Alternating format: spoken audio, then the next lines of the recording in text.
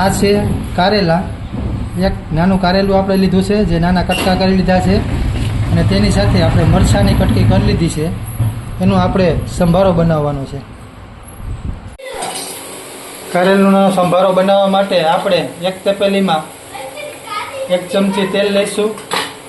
તેલ આવી જાય એટલે તેમાં આપણે રાઈ નાખશું. તેલ ફૂલ કડક થવા દેવું, જેથી રાઈ એકદમ સરસ મજાની ફૂટી જાય.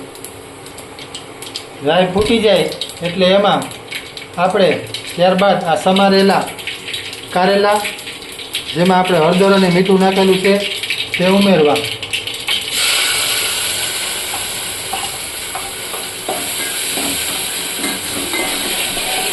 અને સરસ મજાનું તેને મિક્સ કરી લેવું.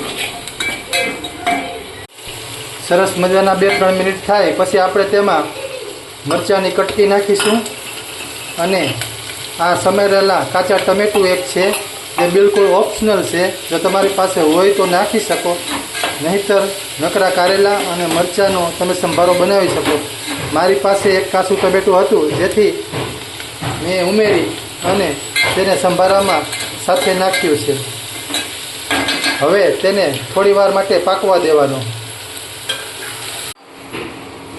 સંભારો આપણે એકદમ લો ફ્લેમ ઉપર પકવવાનો છે, જેથી કરીને ચોટે નહીં અને સરસ મજાનો પાકી જાય.